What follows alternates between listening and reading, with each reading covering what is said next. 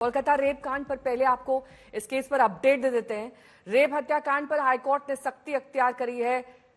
Case diary high court ने तलब की और प्रिंसिपल का बयान दर्ज नहीं किया गया, इस पर संज्ञान लिया। इस पर हाईकोर्ट ने नाराजगी व्यक्त की है।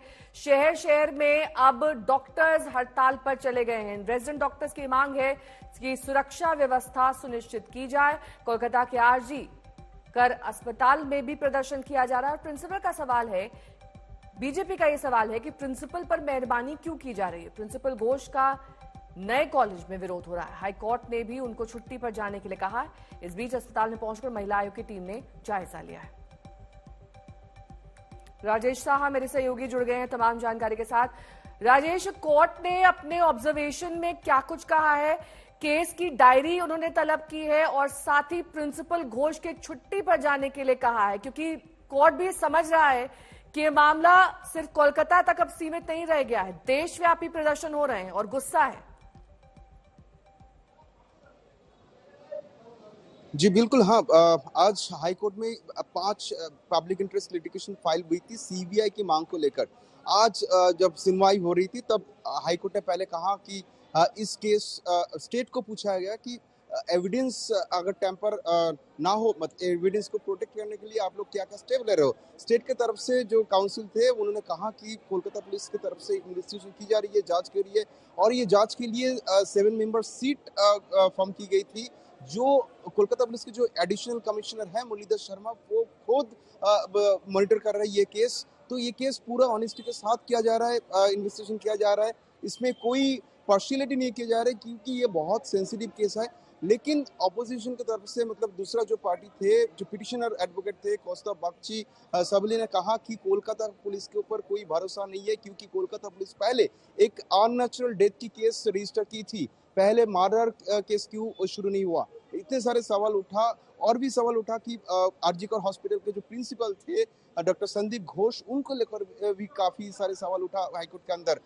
उनको वो कल इस्तीफा दे दी थी, लेकिन इस्तीफा देने के बाद कल ही तुरंत दूसरा एक मेडिकल कॉलेज में ज्वाइन कर लिया एज प्रिंसिपल। हाईकोर्ट की तरफ से सवाल उठाया कि क्यों इतना जल्दबाजी थे, उनको छुट्टी में भेजना चाहिए था। इसके बाद चीफ जस्टिस ने खुद इंस्ट्रक्शन दी कि उनको छुट्टी में जाना चाहिए, नहीं तो हाई कोर्ट अपना इंस्ट्रक्शन देगा उनको छुट्टी में जाने के लिए। इसके बाद ये केस डायरी मांगा गया कोलकाता पुलिस की तरफ से। 1 बजे तक केस डायरी देना था। केस डायरी के साथ साथ संदीप घोष जो और इस बीच बीजेपी लगातार हमलावर है ममता सरकार पर, और बीजेपी के प्रवक्ता सुधांशु त्रिवेदी क्या कुछ कह रहे हैं, सुनिए। मैं पूछना चाहता हूं कि पश्चिम बंगाल की मुख्यमंत्री जी की इतनी ममता उस प्रिंसिपल के प्रति क्यों है। और मैं यह भी पूछना चाहता हूं कि जब मांग की जा रही है कि सीबीआई को वह जांच दे दी जाए, तो आप यह कह रही हैं कि इतने दिनों तक यदि यह ना हो सका तब सीबीआई की बात करेंगे। तो मेरा सीधा सवाल और आरोप है तृणमूल कांग्रेस की सरकार से कि इतने दिन की मोहलत किस लिए दी जा रही है। ये इतने दिन की मोहलत किस प्रकार के मैनिपुलेशन के लिए दी जा रही है क्या?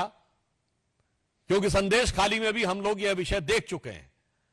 यदि आपका दिल ईमानदारी से इस विषय पे जांच कराना चाहता है तो देश की सर्वोच्च जांच एजेंसी को त्वरित जांच क्यों नहीं स्थानांतरित की जा रही है। इस रेप कांड में पोस्टमार्टम रिपोर्ट की डिटेल सामने आ चुकी है। पीड़ित लेडी डॉक्टर को 10 जगह चोटें आई थी और रिपोर्ट में हर चोट का जिक्र डिटेल में किया गया है। ये रिपोर्ट बताती है कि 9 अगस्त की रात को आरजीकर अस्पताल में क्या कुछ हुआ था।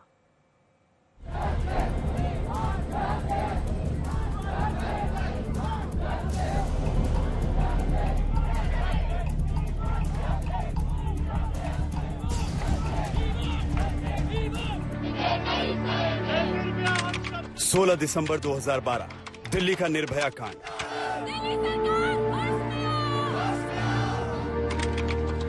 और फिर 9 अगस्त 2024 निर्भया कांड पार्ट 2। 12 साल बाद फिर वही कहानी, फिर वही दर्द, फिर वही आंसू और गुस्सा।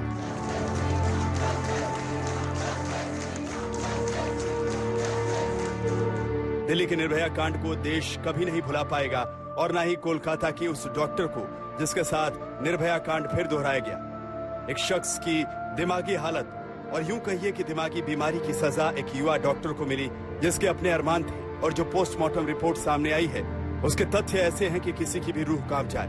हैवानियत की ऐसी कहानी ये रिपोर्ट बयां करेगी जो ये सोचने को मजबूर करती है कि क्या कोई इतना वहशी हो सकता है। पोस्टमार्टम रिपोर्ट के मुताबिक पीड़ित लेडी डॉक्टर की दोनों आंखों से खून बह रहा था, सिर से खून बह रहा था, चेहरे और नाखून पर चोट के निशान थे, गुप्तांगों से खून बह रहा था, बाएं पैर पर चोट थी, पेट पर चोट के निशान थे, बाएं पैर के एंकल पर चोट के निशान थे, बाएं हाथ की उंगली चोटिल थी, होठों पर चोट थी और गले पर भी चोट के निशान थे। पोस्टमार्टम रिपोर्ट से पता चलता है कि रेजिडेंट डॉक्टर का बार बार गला दबाया गया था, मुंह दबाकर चीखने से रोकने की कोशिश हुई, डॉक्टर के गले की हड्डी तक टूटी हुई थी। पुलिस अब कड़ी से कड़ी जोड़ रही है कि कैसे संजय राय सेमिनार हॉल तक पहुंचा था, कैसे लेडी डॉक्टर सेमिनार हॉल गई थी। इसके लिए उन 4 डॉक्टरों से भी पुलिस ने पूछताछ की है जिनके साथ लेडी डॉक्टर ने उस रात डिनर किया था और जो चारों नाइट ड्यूटी पर थे। कोलकाता की महिला डॉक्टर हत्याकांड में आज कोलकाता पुलिस ने आरजी कर हॉस्पिटल की 4 डॉक्टरों को बुलाया। सूत्रों के मुताबिक इन 4 डॉक्टर उस रात जिस दिन हत्याकांड हुई थी उसी रात में उसी जगह पर शामिल हुए थे, अपना ड्यूटी पर नाइट ड्यूटी में थे इस 4 लोग, और मरने से पहले महिला डॉक्टर इन लोगों के साथ डिनर की थी। इसीलिए उन लोगों को पता है उस दिन क्या हुआ था असली में, और ये जानने के लिए कोलकाता पुलिस ने बुलाया इन 4 डॉक्टरों को, और शामिल होने के बाद कोलकाता पुलिस 4 घंटे से इन लोगों को पूछताछ की। अभी तक जो गिरफ्तार हुए हैं संजय रॉय कोलकाता पुलिस में सिविक वॉलंटियर थे, उनको पूछताछ किया जा रहा है 3 दिनों से। पुलिस ने अस्पताल के तमाम सीसीटीवी फुटेज कब्जे में ले लिए हैं, जिसके जरिए संजय राय के उस रात के सारे मूवमेंट ट्रैक की जा रही है। पुलिस उसके दिमागी हालत के बारे में पता लगा रही है कि किस बीमार सोच की वजह से उसने ऐसा किया। पोस्टमार्टम रिपोर्ट से यह भी साफ हो गया है कि लेडी डॉक्टर ने आरोपी से बचने की पूरी कोशिश की थी, लेकिन बार बार गला और मुंह दबाए जाने के कारण हो सकता है कि उसकी चीखें बाहर तक सुनाई नहीं होंगी। जिस आरजी कर अस्पताल में यह घटना हुई वहां के रोगी कल्याण समिति के अध्यक्ष सुदीप्तो रॉय भी दुखी हैं। वो हैरान है कि अस्पताल में ऐसी घटना कैसे हो सकती है। घटना जो हुआ है वो हॉस्टल में नहीं हुआ है, वो अस्पताल में ऑन ड्यूटी था। चेस्ट वार्ड का जो अस्पताल जो वार्ड है उसके बगल में एक जगह था जिसको हम लोग सेमिनार रूम बोलते हैं, इसी सेमिनार रूम। उधर में जो ऑन ड्यूटी जो डॉक्टर लोग उधर में भी खाना आना करता था, पढ़ाई भी वो करते थे क्योंकि एसी मशीन लगा हुआ था, तो इसलिए घटना उधर में हुआ था। तो वो तो घटना तो बहुत हम लोग भी बहुत दुखी है। सवाल यह है कि अस्पताल में सुरक्षा के इंतजाम इतने लचर क्यों थे कि एक लेडी डॉक्टर के साथ ऐसी वहशियाना हरकत हुई। दीपक देवनाथ और कोलकाता से सूर्यअग्नि राय और ऋत्विक मंडल के साथ राजेश साहा, आज तक। और अब आपको आरोपी संजय राय के बारे में बताते हैं, जिस पर रेप के बाद हत्या का आरोप है। संजय राय कहने को पुलिस का वॉलंटियर था, लेकिन उसके किरदार की जो जानकारियां सामने आई हैं वो बताती हैं कि वो एक बड़ा खतरा था अपने पास पड़ोस के लिए, सड़क पर चलती महिलाओं के लिए, या उस अस्पताल के लिए जहां उसका आना जाना था।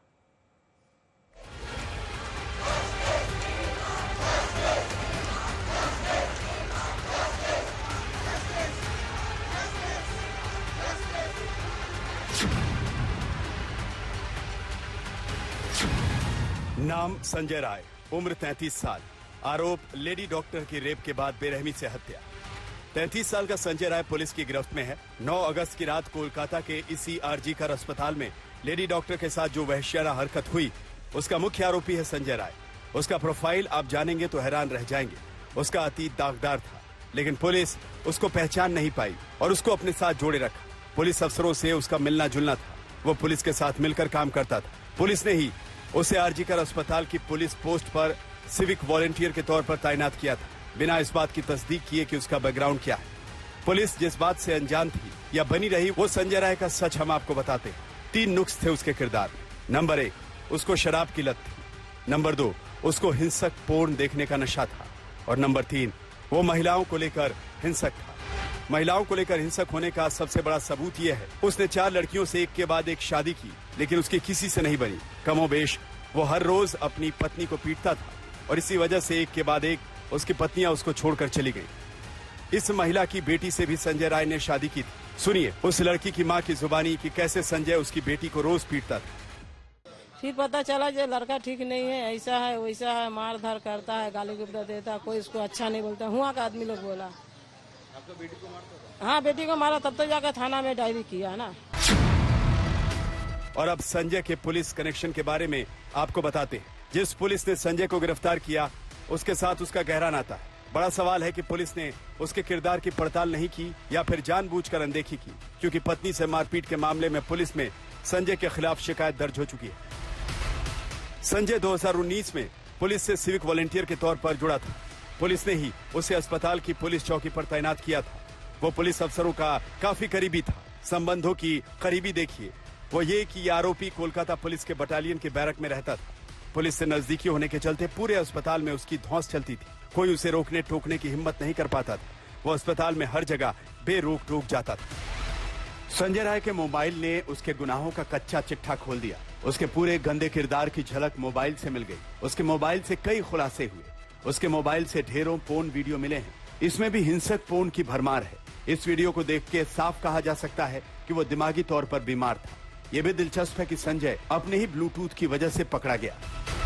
पुलिस ने सारे संदिग्धों की लिस्ट बनाई। सीसीटीवी की पड़ताल की गई। संजय राय अस्पताल के सेमिनार हॉल के पास मंडराता दिखा था, जहां डॉक्टर का कत्ल हुआ था। पुलिस का फोन गया तो संजय जांच में मदद के लिए पहुंच गया। पुलिस पहले ही सारे संदिग्धों के फोन जब्त कर चुकी थी। मौके पर मिले ब्लूटूथ को चालू किया गया तो वो संजय राय के फोन से कनेक्ट हो गया। कड़ाई से पूछताछ करने पर उसने गुनाह कबूल किया। संजय पर संगीन आरोप है और कोलकाता की बेटी को इंसाफ मिलना ही चाहिए। आज तक ब्यूरो। और इस मामले में पुलिस की भूमिका भी सवालों के घेरे में है, क्योंकि बीजेपी का कहना है कि शुरू में पुलिस ने केस भटकाने की कोशिश करी। की तरफ से जिस तरीके का रवैया अपनाया गया है वो ठीक नहीं है, क्योंकि मैं परिवार से मिला हूं, उनके माता पिता के साथ जाके घर में जाके मिल के आया हूं। वहां पे उन्होंने बताया कि उनको पहले फोन किया गया था कि पुलिस ने पहले उनको बताया था कि it's a matter of suicide, और उसी पुलिस ने बाद में बताया कि मर्डर है। तो पुलिस का स्टैंड सही नहीं है। हम पहले से ही as a political party BJP is demanding for the CBI probe. आस पड़ोस की महिलाओं को भी गलत दृष्टि से देखता था, तो सभी जगह का ये पता था, तो पुलिस को कैसे नहीं पता था? उन्होंने कैसे वो वॉलंटियर रख लिया? और वॉलंटियर होने के नाते वो कहीं पे भी घुस जाए और कहीं पे भी ये इस तरह की घटना को अंजाम दे, तो ये पता चलता है कि पुलिस की खुद की रीडिंग क्या है व्यक्ति के बारे में, और उनका प्रक्रिया जो होनी चाहिए उसको फॉलो नहीं किया जाता पुलिस में। पुलिस से बहुत बड़े क्वेश्चन किए जाने चाहिए। पहले तो ममता जी को खुद अपनी पुलिस को ही ठीक से कैसे काम किया जाता है वो सिखाना पड़ेगा, और उनको पनिश भी करना चाहिए। कौन है ये आंसरेबल जिन्होंने इसको वॉलंटियर की तरह रखा जाए, उनको पनिश करना चाहिए।